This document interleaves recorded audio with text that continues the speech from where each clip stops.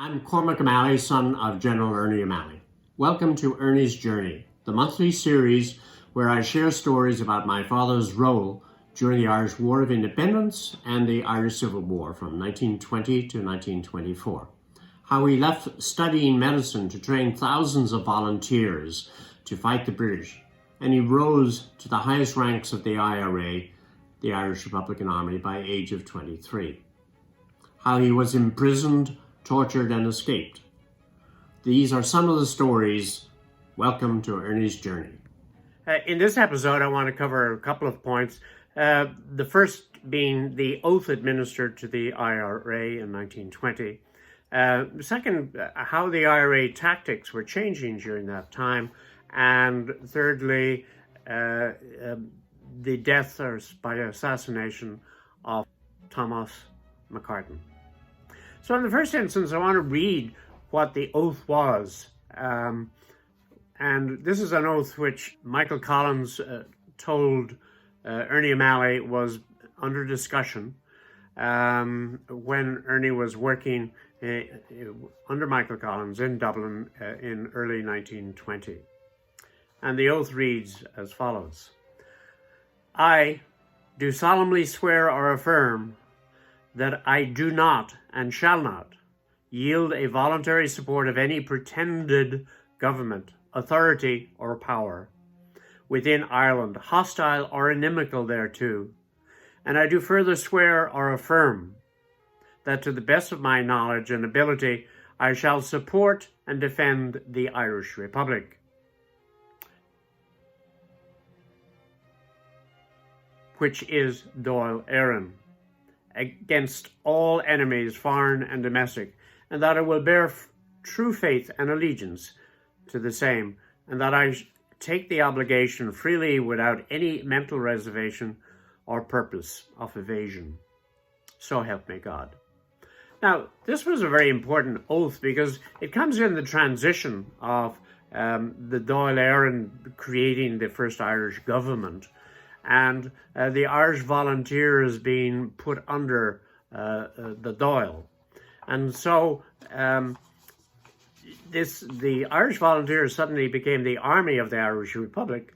We know them today as the IRA, but it was really the army underneath that Dáil Éireann Republic. The evening that Collins told Ernie about the oath, Ernie happened to be on an inspection for some volunteers, and he went out and administered the oath right away to these volunteers. Collins heard about this. He always had a way of finding out things, and he reprimanded Ernie by asking him, who the bloody hell gave you permission to administer the oath? It hasn't been even ratified by the brigade's command. So here's another example, of the personality of Collins, but also of how Ernie would take action over something that he thought good. And in his introduction to his book On Another Man's Wound, he writes that he was drawn into the fight to the responsibility of action. And so throughout, whether it's in 1916 or here, when he saw something good, he decided to go for it. The second point, which I want to comment on, is how the IRA tactics were changing at this point.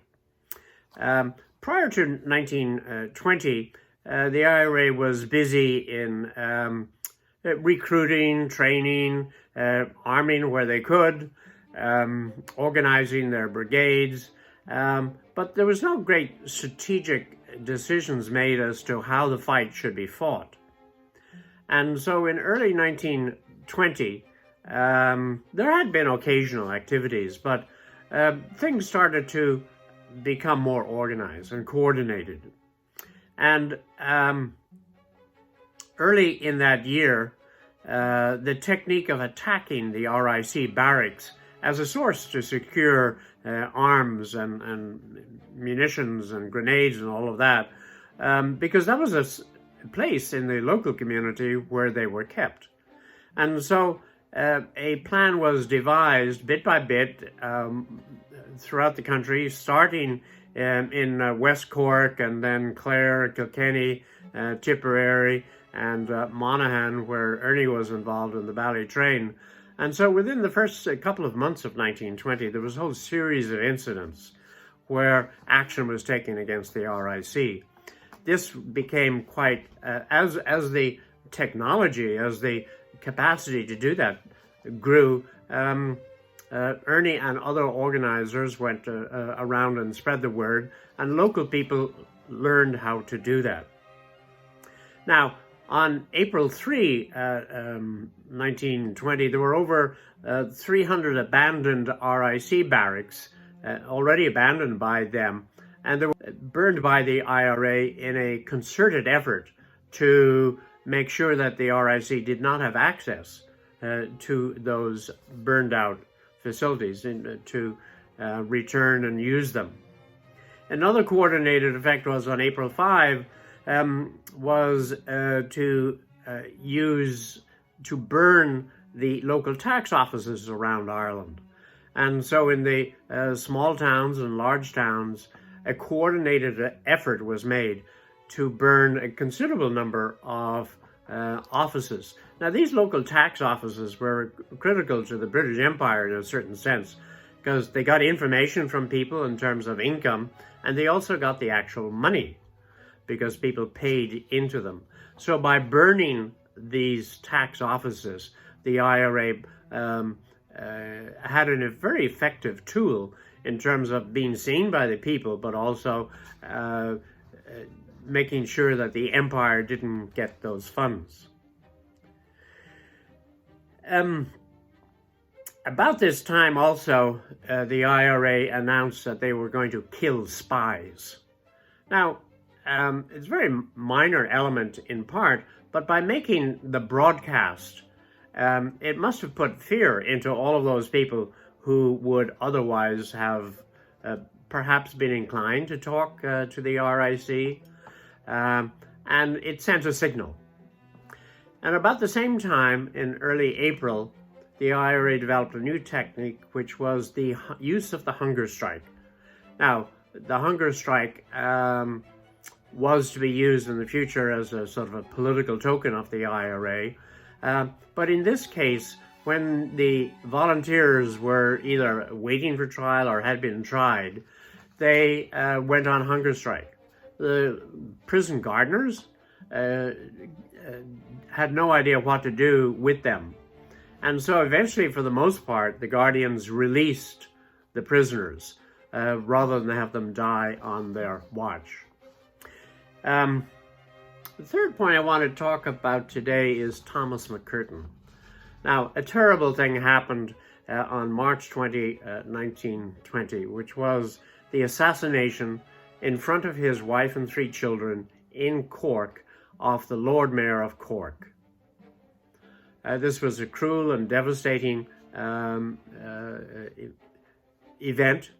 It had tremendous repercussions because suddenly it got great publicity in England and Ireland, and suddenly what the IRA and others had been saying about the British and the way that they were controlling Ireland became public knowledge.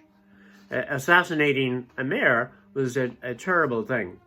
And so, and just a couple of months later, Terence McSweeney, who was arrested as, again, a Sinn Féin Lord Mayor, successor to MacCurtrain in Cork, he was arrested, and he died after 74 days on hunger strike. So these were important developments in giving the IRA bolstered effect and showing that they had the stomach for the fight. So that's all for this month. Thank you very much indeed. Bye.